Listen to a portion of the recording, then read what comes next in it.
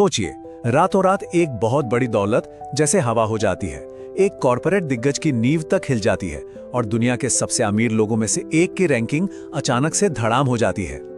ये वो विस्फोटक हेडलाइन थी 106 पन्नों की एक रिपोर्ट की, जिसने शेयर बाजार में जैसे भूचाल ला दिया। और यहीं से एक बड़ा सवाल खड़ा हुआ, आखिर हुआ क्या था?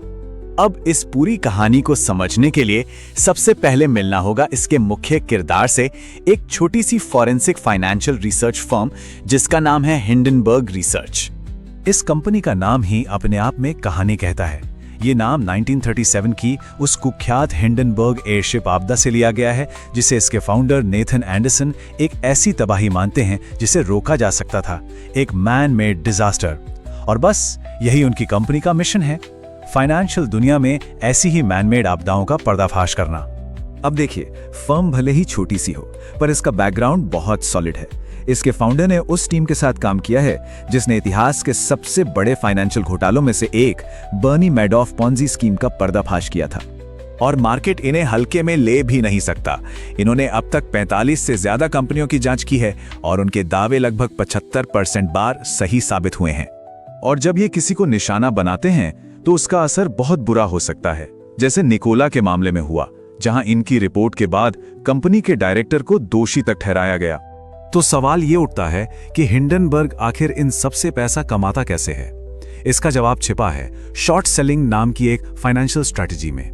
देखिए, नॉर्मली इन्वेस्टिंग में क्या होता है, लोग शेयर तब खरीदते हैं जब कीमत कम हो और बेचते हैं जब कीमत बढ़ जाए। शॉर्ट सेलिंग इसका ठीक उल्टा काम करती है। इसे ऐसे समझिए, आप किसी से कोई चीज उधार लेते हैं और उसे फौरन बाजार में बेच देते हैं। फिर आप इंतजार करते हैं कि उसकी कीमत गिरे, और जैसे ही कीमत गिरती है आप उसे सस्ते में वापस खरीदकर उधार लौटा देते हैं। अब इस खरीद फरोख्त में बीच का जो पैसा बचा वो आपका मुनाफा। ये एक बहुत ही रिस्की खेल है, पर अगर दांव सही बैठ गया तो मुनाफा भी बहुत बड़ा हो सकता है। तो ये समझना बहुत जरूरी है कि हिंडनबर्ग कोई न्यूट्रल पत्रकार या कोई सरकारी एजेंसी नहीं है। ये बाजार का एक खिलाड़ी है जिसका रिपोर्ट के नतीजे में सीधा फाइनेंशियल फायदा जुड़ा होता है। ये उनका बिजनेस मॉडल है। चलिए अब आते हैं असल मुद्दे पर।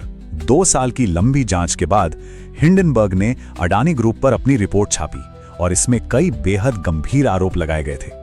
रिपोर्ट में मोटे तौर पर 4 बड़े इल्जाम लगाए गए थे जो एक ऐसे व्यापारिक साम्राज्य की तस्वीर दिखा रहे थे जो एक बहुत ही नाजुक नींव पर खड़ा था। रिपोर्ट का सबसे बड़ा फोकस था अडानी के शेयर्स की कीमतों में आया ये रॉकेट जैसा उछाल। हिंडनबर्ग का दावा था कि ये ग्रोथ कंपनी के परफॉर्मेंस की वजह से नहीं, बल्कि इसे आर्टिफिशियल तरीके से बढ़ाया गया था। सोचिए, एक शेयर की कीमत 130 रुपए से बढ़कर 4000 रुपए से भी ज्यादा हो जाए, वो भी ऐसे समय में जब दुनिया मंदी से जूझ रही थी।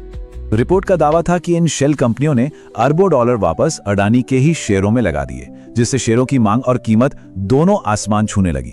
मतलब आरोप यह था कि कंपनी एक तरह से खुद ही अपने शेयर खरीदकर मार्केट में डिमांड का एक भ्रम पैदा कर रही थी। अब दूसरा बड़ा रेड फ्लैग था कर्ज। देखिए, फाइनेंस में एक करंट रेशियो होता है। अगर ये रेशियो 1 से कम है तो इसका सीधा मतलब है कि कंपनी के पास अपने छोटे मोटे बिल चुकाने के लिए भी कैश नहीं है। और रिपोर्ट के मुताबिक अडानी की 5 बड़ी कंपनियों की हालत यही थी, जो एक बहुत ही खतरनाक सिचुएशन थी। तो इससे एक तरह का साइकिल बन गया। शेयर की बढ़ी हुई कीमतों के दम पर और ज्यादा कर्ज लिया, उस कर्ज से बिजनेस को बढ़ाया गया, जिससे शेयर की कीमतें और ऊपर गईं।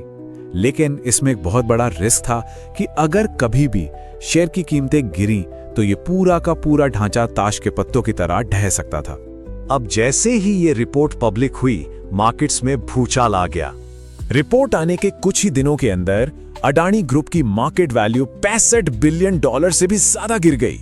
और ये असर सिर्फ अडानी ग्रुप तक ही सीमित नहीं रहा। भारतीय जीवन बीमा निगम यानी LIC जैसे बड़े इंस्टीट्यूशनल इन्वेस्टर्स जिनके पैसे अडानी का शेयरों में लगे थे, उनकी वैल्यू भी तेजी से गिरी। LIC को सिर्फ 2 दिनों में 18,000 करोड़ रुपए का अनुमानित नुकसान हुआ। और शायद सबसे बड़ा झटका तब लगा जब बाजार में मची इस उथल-पुथल की वजह से 20,000 करोड़ रुपए की विशाल शेयर बिक्री यानी FPO को वापस लेना पड़ा। अडानी ग्रुप ने भी इसका जोरदार जवाब दिया। 413 पन्नों के अपने जवाब में उन्होंने इसे सिर्फ कंपनी पर नहीं बल्कि पूरे भारत पर एक सुनियोजित हमला बताया और एक एक करके सभी आरोपों को खारिज करने की कोशिश की। अब इन फाइनेंशियल दांव पेंच के अलावा एक और चीज थी जिसने सबका ध्यान खींचा, और वो थी इस रिपोर्ट की टाइमिंग। इस रिपोर्ट को बहुत ही स्ट्रेटेजिक तरीके से अडानी ग्रुप के उस ऐतिहासिक एफपीओ के लॉन्च से ठीक 2 दिन पहले जारी किया गया, ताकि बाजार में ज्यादा से ज्यादा खलबली मचाई जा सके। और ये एक ऐसा सवाल है जो आज भी बना हुआ है, क्या ये सिर्फ एक शॉर्ट सेलर था जो अपने हिसाब से एक धोखाधड़ी का पर्दाफाश कर रहा था, या फिर ये एक सोची समझी फाइनेंशियल स्ट्राइक थी जिसकी टाइमिंग न केवल एक कॉर्पोरेशन बल्कि भारत की पूरी अर्थव्यवस्था को नुकसान